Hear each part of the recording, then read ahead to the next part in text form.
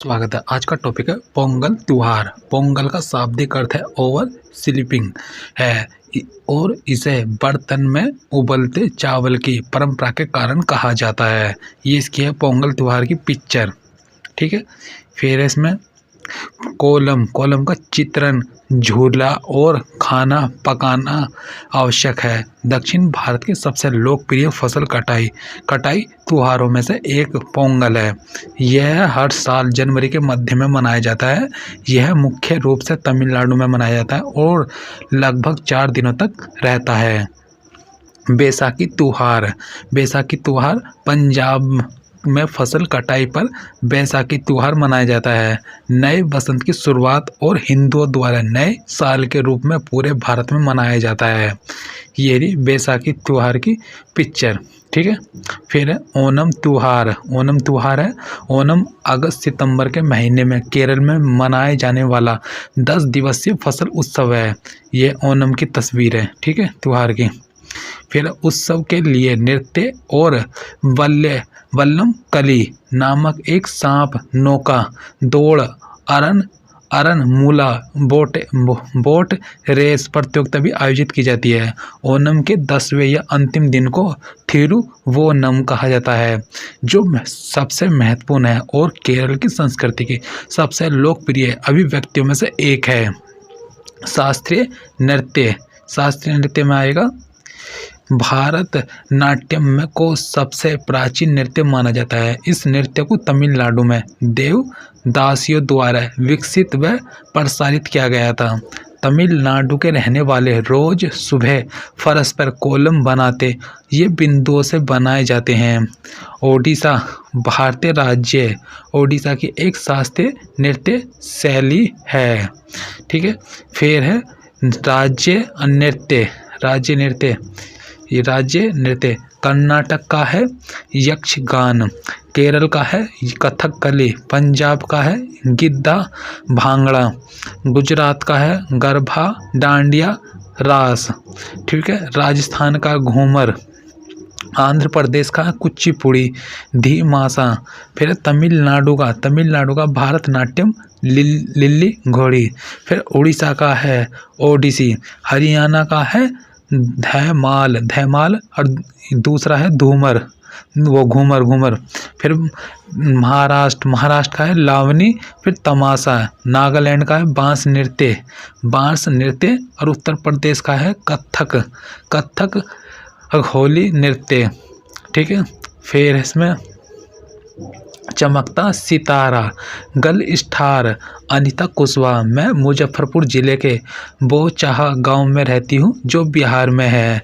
मेरे घर में माँ, पिताजी और 2 छोटे भाई हैं। ठीक है। ये अनीता कुशवाहा की फ़ोटो। मैं कॉलेज में पढ़ती हूँ और स्कूल के बच्चों को पढ़ाती हूँ। मैं मधुमक्खी पालने का काम भी करती हूँ। अनीता होलसेलर बनना चाहती है, जिससे वह मधुमक्खी पालने वालों को शहद की सही कीमत दिलाने में मदद कर सके। ठीक है। फिर अनीता कुशवाहा की फ़ोटो की पिक्चर।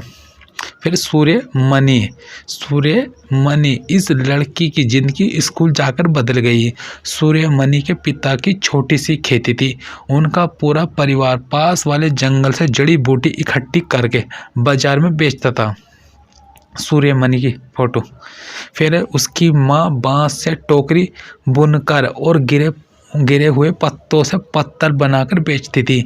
बिशनपुर गांव घने जंगल में है, जहां एक स्कूल था। सूर्यमणि इसी स्कूल में पढ़ी। बाद में उसने कॉलेज से बीए किया। सूर्यमणि 21 साल की थी जब उसने वासवी दीदी और कई लोगों की मदद से एक केंद्र खोला। उसने इस जगह का नाम रखा तोरांग। ये रे पिक्चर। फिर है कुड़क भाषा में तोरांग का मतलब जंगल। झारखंड में जंगल बचाओ आंदोलन का नेतृत्व सूर्यमणि ने किया, जो एक पत्रकार भी थी। जंगल कानून अधिकार जंगल अधिकार कानून 2007। यह कानून आदिवासियों को जंगल पर उनका हक दिलाता है। जो लोग कम से कम 25 साल से जंगल में रह रहे, उनका वहाँ के जंगल और वहाँ पैदा होने वाली चीज़ों पर हक है। उन्हें जंगल से हटाया ना जाए। जंगल बचाने का काम भी उनकी ग्राम सभा करे। सुनीता विलियम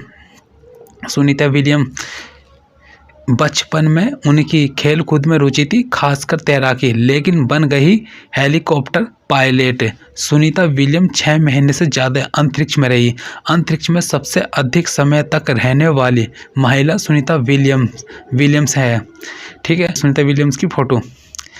अंतरिक्ष यान से सुनीता विलियम अंतरिक्ष में गई है। अंतरिक्ष यान से सुनीता विलियम अंतरिक्ष में गई, जहां से पृथ्वी ही बहुत ही अद्भुत व सुंदर दिखती है। 20 जुलाई 1969 को नील आर्मस्ट्रॉन्ग चांद पर उतरे। तब सुनीता विलियम 5 साल की थी। बच्चों ने सुनीता से सवाल पूछा कि क्या आप बनना चाहेंगी? तो सुनीता ने कहा, मैं शिक्षिका, ताकि बता सकूं कि विज्ञान में गणित जिंदगी से कैसे जुड़े हैं। आइजैक एसिमोव द्वारा लिखी गई पुस्तक how we found the earth is round में बताया गया कि सदियों से इंसान ने पृथ्वी के बारे में क्या क्या सोचा है। ठीक है, यह अंतरिक्ष फोटो। फिर है बछेंद्री पाल गढ़वाल के टीकरी गांव की रहने वाली है। 1984 में उन्होंने माउंट एवरेस्ट पर चढ़ने हेतु चुना गया। 23 मई 1984 को दिन में 1:07 पर 8,990 मीटर ऊंची चोटी एवरेस्ट नेपाली में सागर माथा पर कदम रखा। 43 मिनट तक वहाँ रही। ठीक है, 43 मिनट तक रही। वह विश्व की 5वीं महिला बनी जो एवरेस्ट पर गई। ये रही बछेंद्री पाल की फोटो। ठीक है, फिर वह विश्व की 5वीं महिला बनी जो एवरेस्ट पर गई। बछेंद्री पाल एवरेस्ट पर चढ़ने वाली प्रथम भारतीय महिला हैं। इनके गुरु ब्रिगेडियर ज्ञान सिंह थे। ठीक है, कर्णम मल्लेश्वरी एक वेट लिफ्टर है। ये आंध्र प्रदेश की रहने वाली हैं। इनके पापा पुलिस में हवलदार हैं। इन्होंने 12 वर्ष की आयु में वेट लिफ्टिंग शुरू की थी। ये 130 किलो तक का वजन उठा लेती हैं। इन्होंने भारत के बाहर 29 मेडल जीते हैं। उनकी 4 बहनें भी वेट लिफ्टर हैं। ये कर्णम मल्लेश्वरी की फोटो। फिर लेफ्टिनेंट कमांडर वहीदा प्रिज्म भारतीय नौसेना में डॉक्टर है और नौसेना के समुद्री जहाज पर काम करने वाली गिनी चुनी महिलाओं से एक है। ये पहली महिला है जिन्होंने एक पूरी परेड की कमान संभाली। ये जम्मू कश्मीर की राजौरी जिले की थन्ना मंडी नाम के बहुत छोटे गांव की है।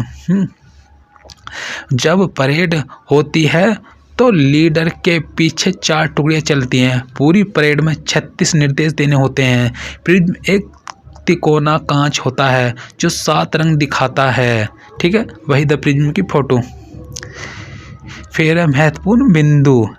एक बड़ी जिम्मेदारी ग्रुप लीडर को जो बातें बताई गई थी, बाकी लोगों का सामान उठाने में मदद करना, पूरे ग्रुप के आगे जाने पर ही आगे बढ़ना, जो चल ना पाए उसे हाथ पकड़कर चलाना, रुकने के लिए जगह ढूंढना, साथी के बीमार पड़ने पर उसका ध्यान रखना, सबके खाने पीने का इंतजाम देखना।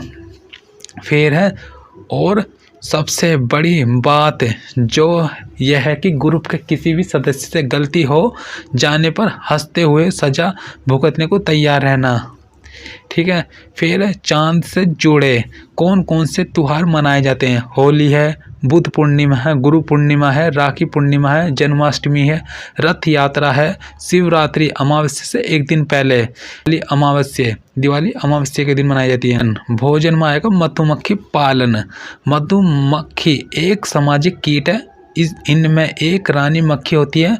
छत में कुछ नर ड्रोन होते हैं, कुछ मक्खियां काम करने वाली होती हैं। मधुमक्खी ज़्यादातर लीची के फूल पर मंडराती रहती है।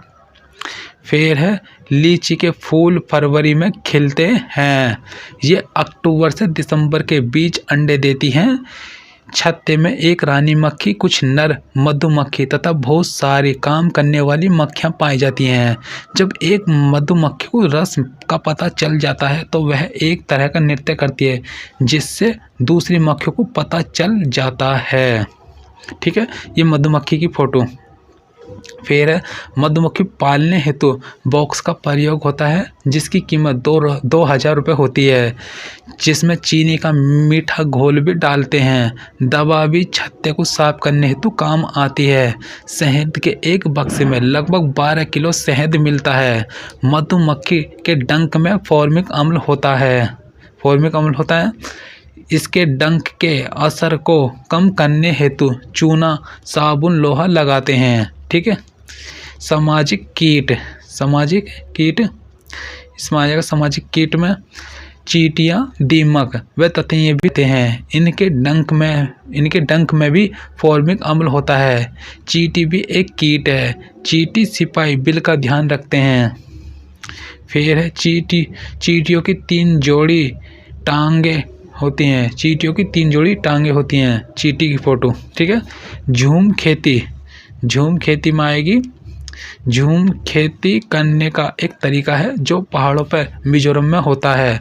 लॉटरी द्वारा खेती की जमीन देने की प्रथा मिजोरम में है। झूम खेती में एक फसल काटने के बाद जमीन को कुछ साल हेतु आराम करने देते हैं ताकि जमीन की उर्वरा शक्ति बढ़ सके। ठीक है, इस जगह जो बांस या जंगल उग जाता है उसे उखाड़ते नहीं, बस गिराकर जला देते हैं। फिर जब इस ज़मीन में खेती की बारी आती है तो ज़मीन को जोता नहीं जाता, मिट्टी को हल्के से हिलाकर बीज छिड़क देते हैं। एक ही खेत में अलग अलग तरह के बीज जैसे मकाई, सब्जियां। ठीक है, ये झूम खेती लहरेदार। ठीक है, सिर्फ मिर्च और चावल बोए जाते हैं। ठीक है, इस जगह के लोगों को, आदिवासी को खेती के लिए जमीन ग्राम सभा पंचायत द्वारा एक विशेष मात्रक यूनिट अथवा इकाई में, जिसे टीन कहते हैं, आवंटित की जाती है। वह भूमि जिस पर कोई किसान एक टीन बीज बोता है। चेराउआ नाच मिजोरम में किया जाता है। ठीक है, मिजोरम में बांस के बर्तन कप होते हैं। ठीक है, फिर इसमें है पर्यावरण कानून में आएगा। पर्यावरण संरक्षण अधिनियम। इस अधिनियम में 26 धाराएं जिन्हें 4 अध्याय में बांटा गया। यह कानून पूरे देश में 19 नवंबर 1986 संयुक्त राष्ट्र का प्रथम मानव पर्यावरण सम्मेलन 5 जून 1972 में स्टॉकहोल्म में संपन्न हुआ। इसी से प्रभावित होकर भारत ने पर्यावरण के संरक्षण के लिए पर्यावरण संरक्षण अधिनियम 1986 पास किया।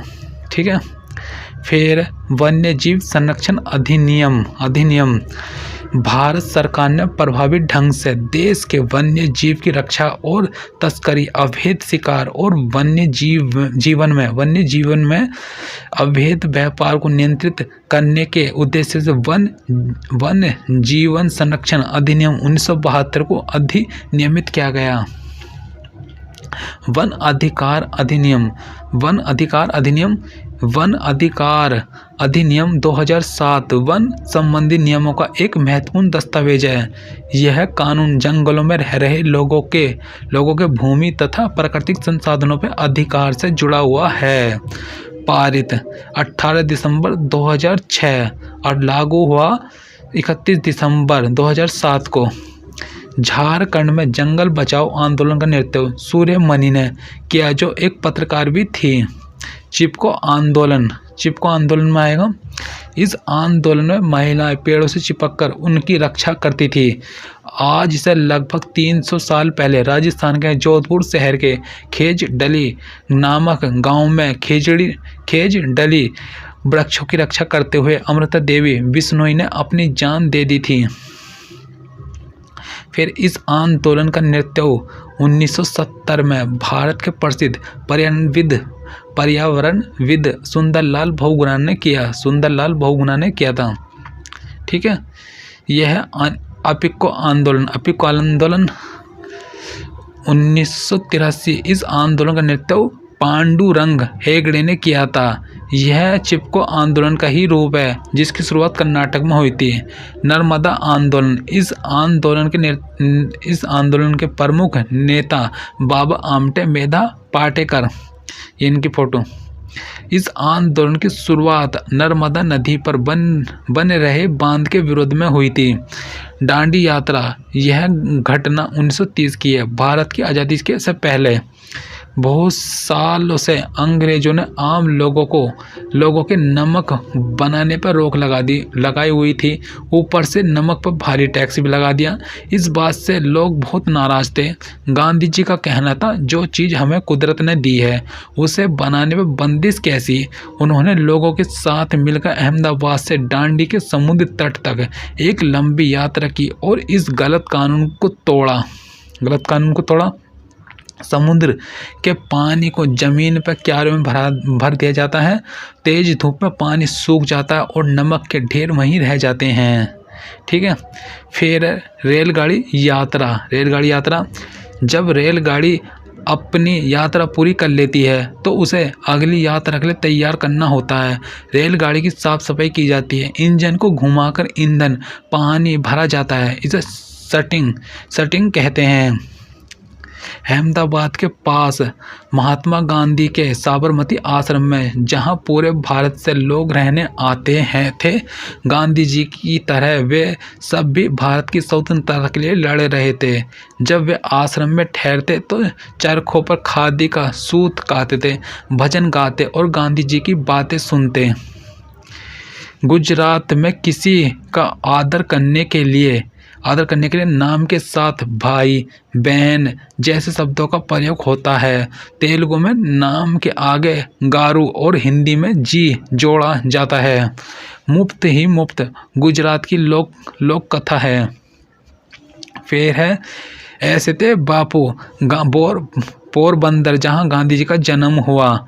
ठीक है, प्राथमिक विद्यालय राजकोट, जहां गांधी जी पढ़ते थे। ठीक है, फिर है महत्वपूर्ण बिंदु, जमीन से निकाला गया तेल गहरे रंग का, गाढ़ा, बदबूदार होता है। इसमें घुली मिली और छुपी होती है बहुत सारी चीज़ें। इसी तेल से हमें मिलता है kerosene, diesel, petrol, engine oil और हवाई जहाज के लिए ईंधन। जानते हो, एलपीजी खाना पकाने की गैस, मोम, कोल तार और ग्रीस भी इसी से मिलते हैं। ठीक है, फिर प्लास्टिक और पेंट को बनाने के लिए तेल का इस्तेमाल होता है। राज्य या क्षेत्र द्वारा भंडार का वितरण गुजरात में है, अरुणाचल प्रदेश में, आंध्र प्रदेश में है, असम में है, नागालैंड में है, राजस्थान, तमिलनाडु। फिर है त्रिपुरा। यह है रोग में आएगा मच्छरों से होने वाले रोग। मच्छरों से मलेरिया, डेंगू, चिकनगुनिया रोग होता है। मलेरिया मादा एनोफिलीज मच्छर के काटने से प्लाज्मोडियम नामक प्रोटोजोआ से होता है। ठीक है, फिर मलेरिया में ठंड लगकर कपकपी के साथ बुखार आता है। मलेरिया परीक्षण में मानव के रक्त में मलेरिया परजीवी पाए जाते हैं। वर्षा के बाद मलेरिया ज़्यादा फैलता है और डेंगू अक्टूबर से दिसंबर तक फैलता है। मच्छर के लार्वे का रंग भूरा होता है। मलेरिया के विषय में पुरानी अवधारणा थी कि जिंदगी में जहरीले गैसों से यह बीमारी फैलती है। ठीक है, एनोफिलीज मच्छर का ही फोटो, और ये एडिज मच्छर। ठीक है, तालाब में मच्छरों के लार्वा को खाने हेतु गैम्बू, बसिया मछलियाँ पाली जाती हैं। तेल भी डालते जिससे ऑक्सीजन O2 समाप्त हो जाती है। मलेरिया की दवा कुनेन, सिनकोना पेड़ की छाल से बनाई जाती है। डेंगू का मच्छर साफ पानी में अंडे देता है। फिर है यह रोनाल्ड रोस ने खोज की कि मलेरिया मच्छर के काटने से होता है। इसका पता उन्होंने सिकंदराबाद के अस्पताल में लगाया। 1902 में उन्हें इस पर नोबेल पुरस्कार मिला। इन मच्छरों का रंग भूरा व पंख छींटेदार थे। इनके पेट में जीवाणु रहते हैं। 1905 में उनकी मृत्यु हो गई। ठीक है, फिर ये रहा फोटो का।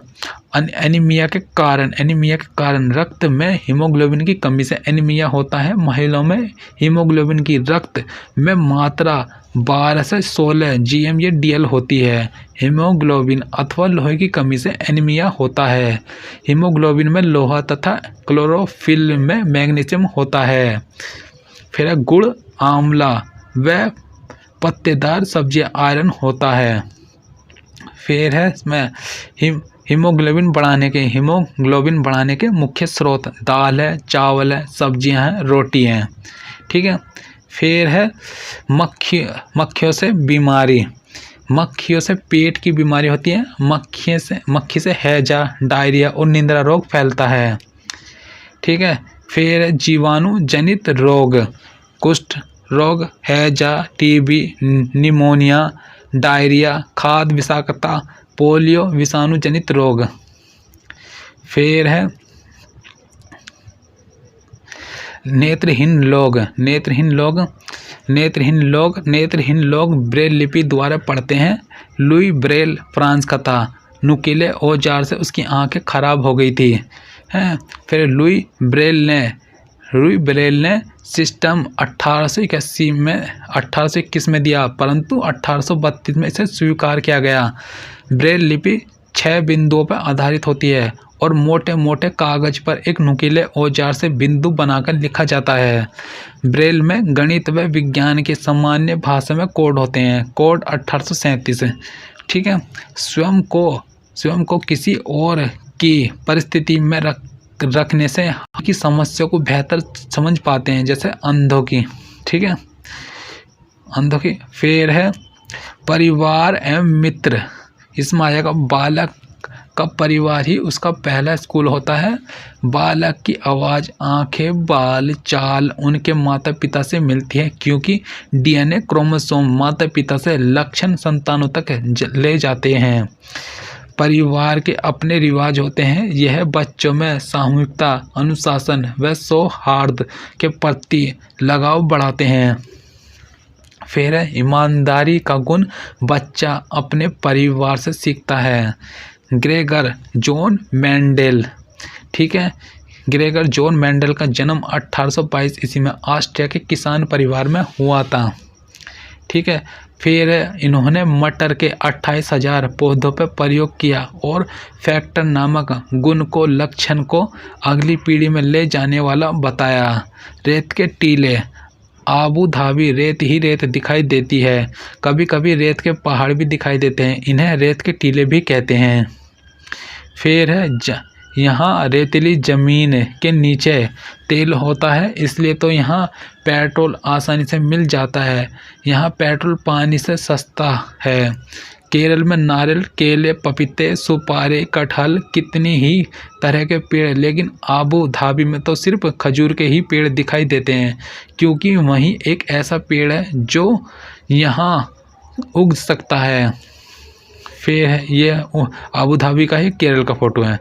आबू धाबी में चलने वाले नोट और सिक्के दिरहम कहा जाता है। उन पर वहाँ की अरबी भाषा में कुछ लिखा होता है। मैं हूँ कुट्टन, मैं केरल में रहता हूँ। मेरे घर के आंगन में मसालों का बगीचा है। वहाँ मैं तेज पत्ता, छोटी इलायची, बड़ी इलायची, काली मिर्च आदि को उगते देखता हूँ।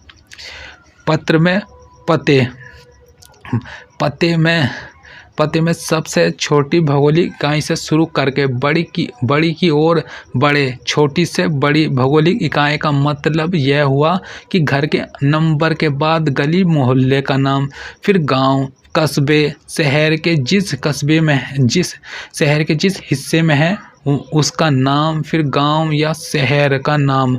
शहर के नाम के बाद लिखे अंक को पिन कोड कहते हैं। हर जगह के एक पिन कोड दिया गया। पिन कोड की शुरुआत 15 अगस्त 1972 को डाक तार विभाग ने पोस्टल नंबर योजना के नाम से की।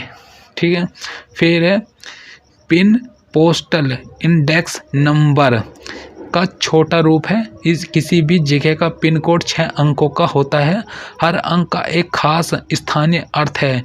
इसमें पहले स्थान पर दिया गया अंक यह बताता है कि यह पिन कोड किस राज्य का है। अगले 2 अंक यह तय करते हैं कि यह उस राज्य के उप क्षेत्र का कोड है।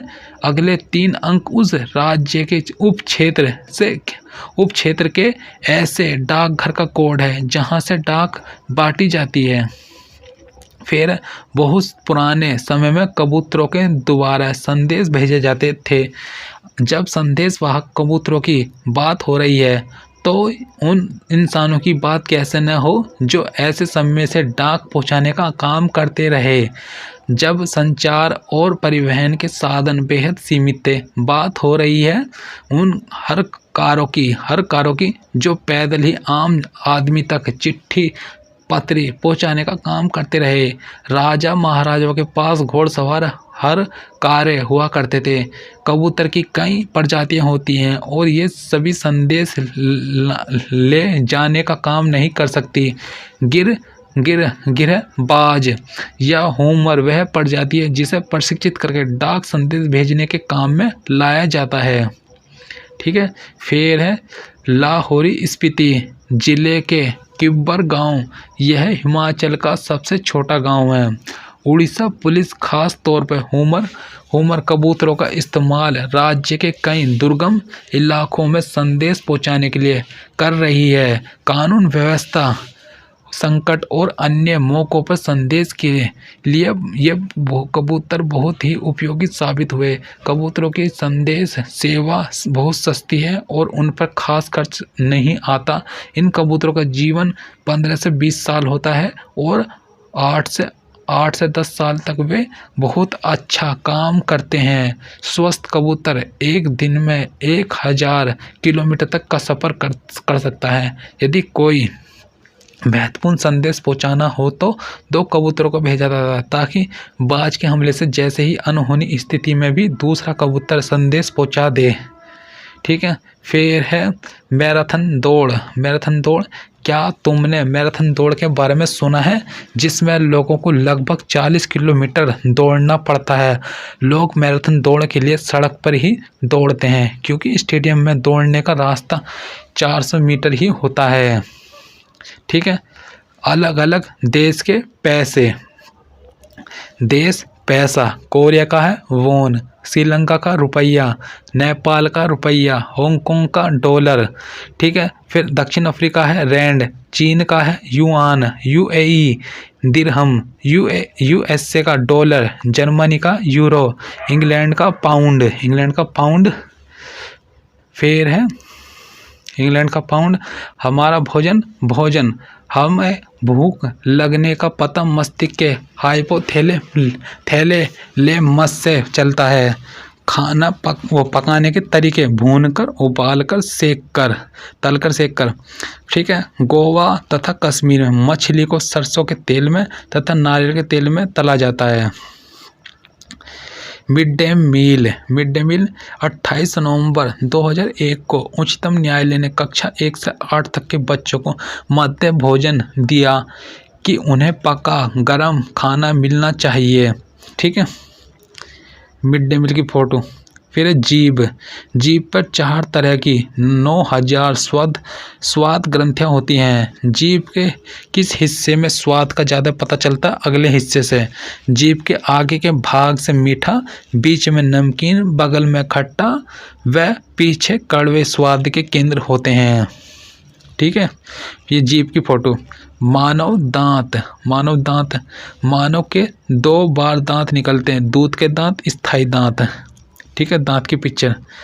दूध के दांतों की संख्या 20 तथा स्थायी दांतों की संख्या 32 होती है। दंत एनिमल मानव शरीर का कठोरतम भाग है जो कैल्शियम फास्फेट का बना होता है। मानव में 4 तरह के दांत होते हैं। Incisor, canine, premolar, molar.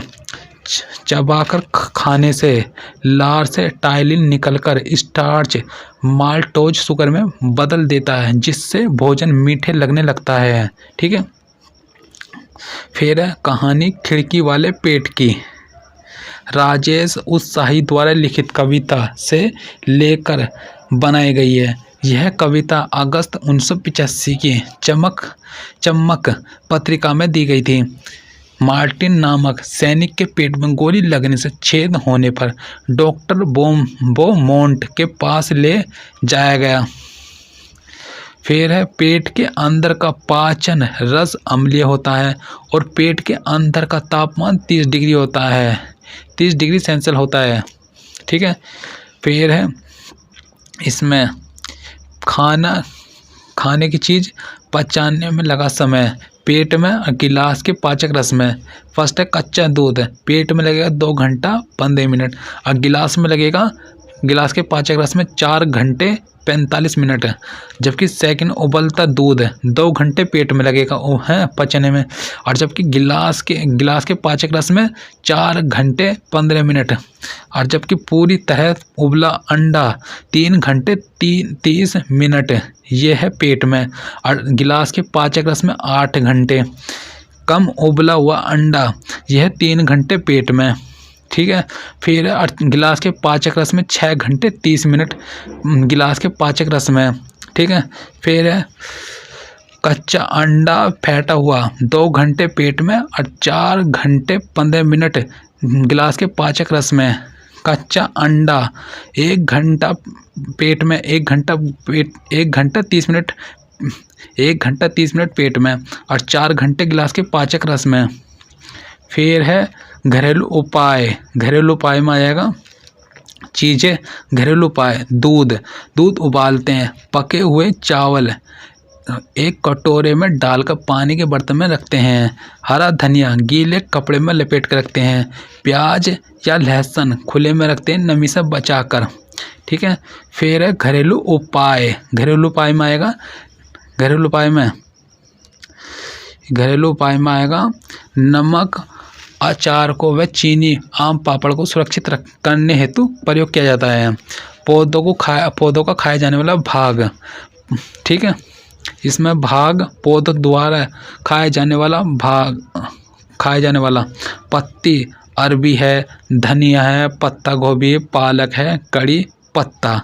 फूल में सहजन है, केला, कचनार और कली है लौंग। जड़ है मूली, गाजर, चकुंदर। ठीक है। तना है अदरक, आलू, प्याज, कमल, ककड़ी। बीज है सरसों, गेहूं, धान, बाजरा, चना। छाल है दालचीनी। फली है मटर, सहजन। ठीक है। फिर है इसमें और कहाँ गया, राष्ट्रीय पार्क एवं पक्षी अभयारण्य। Jim Corbett national park Uttarakhand में हाथी बाघ पाए जाते हैं। ठीक है। यह हाथी का बाघ की फोटो जिम कॉर्बेट में। घाना है राजस्थान के भरतपुर में पक्षी विहार। केवला देव घाना पक्षी अभयारण्य। ठीक है। फिर है काजीरंगा है काजीरंगा राष्ट्रीय पार्क आसाम। एक सींग वाला गैंडा, हाथी, चीता। ठीक है। फिर है गिर में आएगा गिर राष्ट्रीय पार्क गुजरात, जूनागढ़, चीता, बब्बर शेर हेतु।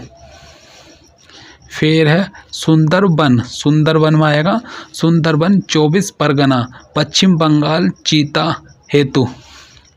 फिर है बांदीपुर में है बांदीपुर राष्ट्रीय पेके, मैसूर, कर्नाटक, हाथी व चीता। ठीक है। फिर है हजीराबाद में आएगा हजीराबाद राष्ट्रीय पार्क, बिहार, चीता। फिर है सिंपली पाल टाइगर रिजर्व, उड़ीसा राज्य के सिंपली पाल टाइगर रिजर्व में 25 हथिनियों का झुंड रहता था। इस झुंड में कुछ धुई भी थी। जिन हथिनियों के साथ दूध मुँह बच्चे हो उन्हें धुई कहते हैं। महत्वपूर्ण महत्वपूर्ण बिंदु में देश में सबसे अधिक राष्ट्रीय पार्क मध्य प्रदेश में 9, देश में सबसे छोटा राष्ट्रीय park south button Andaman Nicobar में है, देश में सबसे बड़ा राष्ट्रीय पार्क हिमेश लेह जम्मू व कश्मीर में है, बोरावली पार्क संजय गांधी राष्ट्रीय पार्क मुंबई में स्थित है। फिर इसमें कहाँ गया, जल है पृथ्वी पर जल का प्रतिशत 71% और स्थल का 29% है। ठीक है। फिर है 21वीं एजेंडा 1992 में ब्राजील में UNA कॉन्फ्रेंस में विश्व जल दिवस मनाने का निर्णय हुआ। 1993 में पहली बार 22 मार्च को विश्व जल दिवस मनाया गया। जल के उपयोग खाने पीने तथा शारीरिक क्रिया के लिए। गर्म पानी के स्रोत मणिकर्ण कुल्लू में उन्हें प्राकृतिक गीजर कहते हैं। फिर है 1 किलोग्राम में गेहूँ उत्पादन हेतु 1500 लीटर पानी चाहिए। शहर व नदियों के नाम, दिल्ली में है यमुना, आगरा में यमुना, लखनऊ में गोमती, पटना में गंगा, फिर उज्जैन में शिप्रा। फिर है वन है भारत में 24.62% भूमि पर वन है जो 8.83 करोड़ हेक्टेयर भूमि पर है। भारत का स्थान विश्व में 10वां तथा एशिया में 4था है। ठीक है। फिर है बारिश है बादल संग्रहण के बाद बरसते हैं। बारिश आने पे इंद्रधनुष दिखाई देता है जो सूर्य की विपरीत दिशा में दिखता है। इंद्रधनुष में 7 रंग होते हैं। फलतः अपवर्तन, परावर्तन व प्रकाश के विक्षेपण का निरूपण होता है। ये इंद्रधनुष की फोटो। अधिक बारिश से बाढ़, भूस्खलन व मृदा अपरदन होता है। बारिश से भूजल स्तर ऊपर आ जाता है। जीवों व पौधों में चेतना का संचार होता है। टाँका आंगन में पका गड़ा बना वर्षा जल संग्रह किया जाता है। पंचायत भीमसंग कर्नाटक के ओलगुंडी गांव की पंचायत का नाम, जिसमें बच्चों को भी शामिल किया गया है। अलबरूनी नामक यात्री उज्बेकिस्तान से भारत आया था। 1973 में अलबरूनी 1000वें जन्म दिवस पर भारत सरकार ने डाक टिकट जारी किया था। अलबरूनी ने लिखा है, तालाब के चबूतरे बड़े बड़े पत्थरों को लोहे के कुंडों और सरियों को जोड़कर बनाए जाते थे। इन तालाबों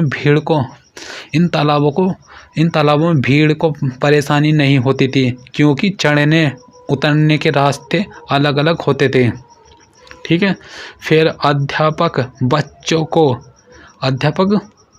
बच्चों को इतिहास का ज्ञान कराने हेतु इतिहास के स्रोत जैसे अलबरूनी की किताब, इमारतें, दस्तावेज, सिक्के, चित्र आदि के बारे में बताएगा। अलबरूनी की फोटो, ये सिक्के दस्तावेज हैं। ठीक है। जल के स्रोत में क्या आएगा? पुराने समय में मुसाफिरों हेतु पानी पियाओ, चश्मा, मशक, कुआं व बावड़ियों से मिलता था। ठीक है। फिर है इसमें है तरुण भारत संघ नामक संस्था ने दगड़ी माई के प्रयास से तालाब बनवाकर गांव में पानी की समस्या खत्म की। ठीक है। फिर है घनित्व में आएगा, नींबू सादे पानी में डूबता, नमकीन पानी में तैरेगा। घनित्व, यदि वस्तु का घनित्व जल के घनित्व से कम हो तो वह तैरेगी। यदि वस्तु के आयतन से ज़्यादा पानी विस्थापित करेगी तो तैरेगी। मृत सागर में आएगा, मृत सागर सबसे नमकीन, 1000 मिलीलीटर पानी में 300 ग्राम नमक मृत सागर में हम लेट कर तैर सकते हैं। वाष्पित, गर्म पानी करते समय वाष्पित होता रहता है, यह हर ताप पर होता है। ठीक है। फिर है कुएं सूखने की वजह, मोटर लगाकर पानी निकालना, तालाब का न होना जिनमें पानी इकट्ठा होता था, जमीन को सीमेंट से पक्का करना, फिर है नदी पर बांध बनाने के लाभ, बिजली उत्पादन, बाढ़ पर नियंत्रण, नहर निकालना, नदी पर बांध बनाने से हानियाँ, गाँव वाला विस्थापन। फिर आर्थिक समस्या, पर्यावरणीय समस्या, वन्य जीव का विनाश, ईंटों से बनी इमारतें। यह मुर्शिदाबाद पश्चिम बंगाल के जागृति स्कूल की सच्ची कहानी है। जब इसकी इमारतें बनवाई जा रही थी तब दीवारों और फर्श पर ईंटों के पैटर्न बनवाने की योजना थी। कुतुब मीनार 72 मीटर ऊंची है। ठीक है। भीमबेटका मध्य प्रदेश प्रांत में जहां बहुत सारी गुफाएं हैं और गुफाओं में चित्रकारी की गई है जिन्हें 10,000 साल पहले बनाया गया था। ठीक है। फिर है इनकी खोज वर्ष 1957-58 में डॉक्टर विष्णु श्रीधर वाकनकर द्वारा की गई थी। भीमबेटका क्षेत्र को भारतीय पुरातत्व सर्वेक्षण भोपाल मंडल ने अगस्त 1999 में राष्ट्रीय महत्व का स्थल घोषित किया। लाल किले की यात्रा, जब हम लाल किले पहुंचे तो वहां टिकट लेने के लिए लंबी लाइन लगी हुई थी। लाल किले के मुख्य गेट को लाहौरी गेट कहते हैं। ठीक है। वहां से सीधे नक्कार खाने होते हुए तुम दीवान एक आम पहुंच सकते हो। यह वह जगह है जहां राजा आम जनता से मिला करते थे। ठीक है। हम रंग महल से बाएं मुड़कर दीवान एक खास पहुंचे जहां राजा अपने मंत्री और खास लोगों से मिला करते थे। महत्वपूर्ण बिंदु, कांसा एक मिश्र धातु है जो तांबे व टीन से मिलकर बनती है। तोप कांसे से बनती है। तोप का इस्तेमाल औरंगजेब ने किया। औरंगजेब ने गोलकुंडा पर हमला किया था। उसकी सेना 8 माह तक किले को घेरे रही थी। आदिवासी लोग कांसे की चीज़ें हजारों साल से बनाते आए हैं। प्राचीन काल में पानी को रहेट द्वारा निकालकर टैंकों में भरा जाता था। फिर है इसमें है राज्यों के भोजन, पकाने के तरीके भूनकर, उबालकर, तलकर, सेककर। ठीक है। इनकी पिक्चर है। फिर यूपी में आएगा कचनार के फूल की सब्जी, यूपी में खाई जाती है। महाराष्ट्र में सहजन के फूल के पकोड़े। ठीक है। ये पिक्चर फोटो। फिर असम में आएगा बोरा, असम में खाए जाने वाला चावल की किस्म है। बिहू त्योहार है। गोवा तथा कश्मीर में मछली को गोवा में तो नारियल के तेल में खाते हैं और कश्मीर में मछली को सरसों के तेल में तलकर तला जाता है। गुजरात के प्रमुख खाद्य ढोकला, नींबू वाले चावल, मिठाई है। वलसाड़ स्टेशन गुजरात में है। यहाँ बटाटा बड़ा, पूरी, साग मशहूर है। ठीक है। फिर केरल में आएगा। केरल में नारियल के पेड़ होते हैं व चावल की खेती होती है। केले के फूलों की सब्जी केरल में खाई जाती है। ठीक है। फिर है केरल, तमिलनाडु व कर्नाटक, इडली, डोसा, चावल, केरल, टेपिओका, कप्पा। ठीक है। हांगकांग में आएगा। हांगकांग में सांप का व्यंजन खाया जाता है जिसे लिंग हू फैन कहते हैं।